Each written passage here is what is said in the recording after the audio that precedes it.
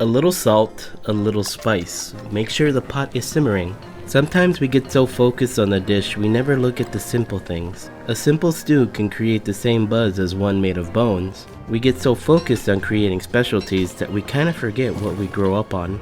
That is kinda the life of playing as Warley. Gardez la vie simple, et lavez-vous récompenser, avec saveur juste comme la super SD. Excuse my French. Warley is an enigma. To most people he is considered a challenge character. Others consider him the strongest character in the game. Where you stand on the spectrum really depends on how good you are at the game. Warley makes you think more because you can't just wharf down any random carrots or berries you collect, as he can only eat crockpot meals. To contrast this, he has a bigger stomach at 250, but he also has a faster drain rate at 90 hunger a day versus the standard survivor's 75. He can cook faster both on fires and his portable crockpot, and make really strong meals that can buff players. The fact he can do all this and have only the downside of not eating raw food is actually pretty dang good.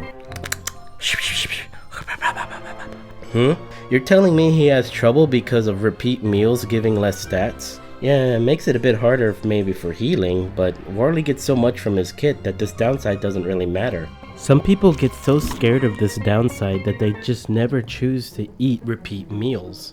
If we look at the numbers, it's really not that bad. Let's say meatballs. The first one you eat will give you 62.5 hunger. The second gives 56.25, a 10% decrease.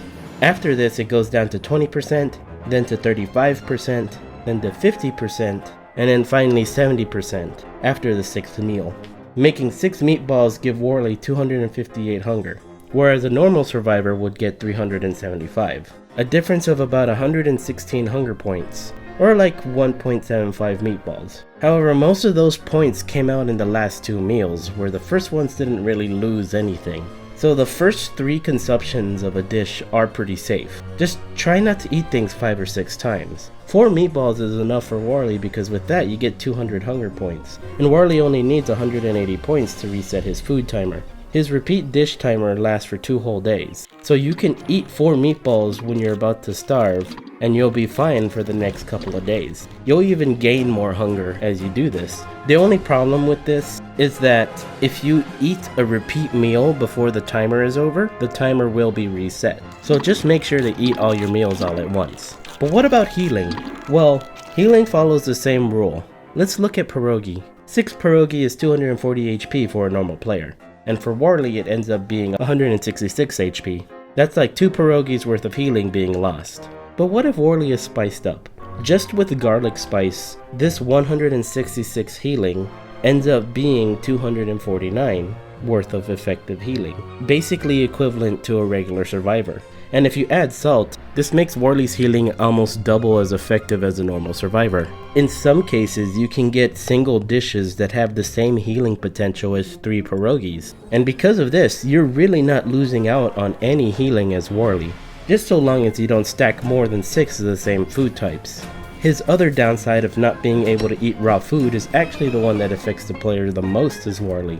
This downside makes you lose access to some of the easiest ways to manipulate your stats, primarily mushrooms. You can't adjust sanity with green caps or cactus, you can't heal up with blue caps or jerky, and other times you just have random food on you and you want to clean your inventory but you just can't eat it.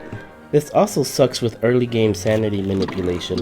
Because Warley can only eat crockpot foods, he gains sanity every time he eats. So you have to actively try to go insane by like using wormholes or other methods. Those are his main downsides addressed. They tend to make the player struggle in the early game, but they really are not too bad. You just got to not be afraid of them. While playing Warley, you feel like you want to get every single ingredient in the game to make every single dish possible. However, this tends to spread the player too thin.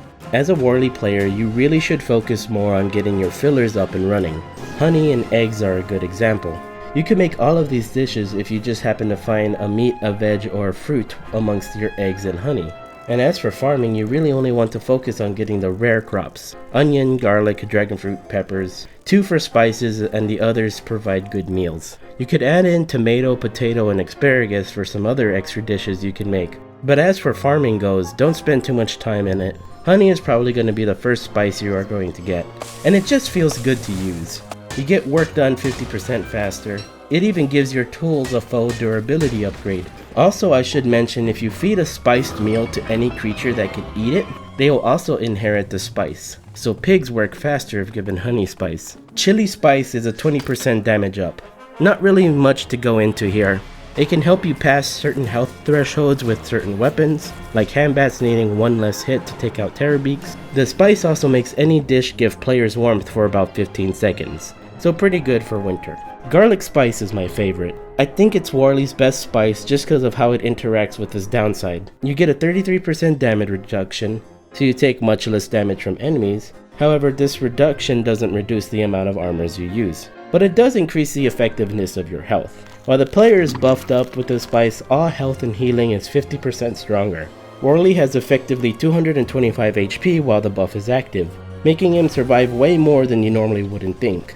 It's because of this spice alone why his healing is not screwed over by his repeat dishes. Salt is probably the least used spice. It boosts the health gain from a meal by 25%.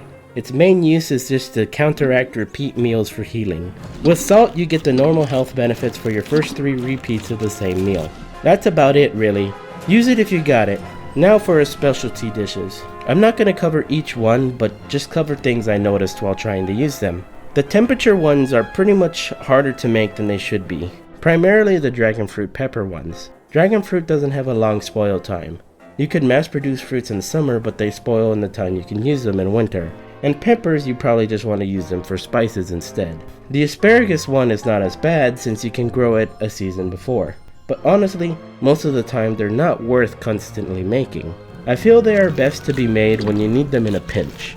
Like you are in a tough situation when it's not possible to warm up, dry off, or cool down. These dishes allow you to wear different equipment without worry of taking damage. And they even allow you to do some shenanigans with Warley's other dishes. Say you're planning to fight Bee Queen, and you want the bonus damage from a spiced Volt Goat jelly. Because it needs to be raining, both you and the queen get wet, and while fighting you are too wet to even do damage because you are constantly slipping. Where you could have also used his rain dish and stayed dry throughout the fight. These are the instances where these dishes shine.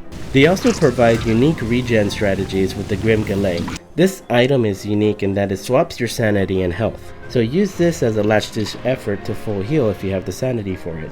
Warley feels satisfying to play. He starts off weak but builds up and feels rewarding to play after collecting his dishes. That's probably why people really enjoy him.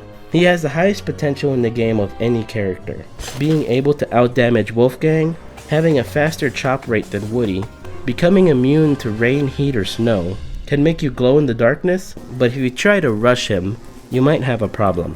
Haste makes waste, and Warley is one of those characters that likes the slow and steady approach.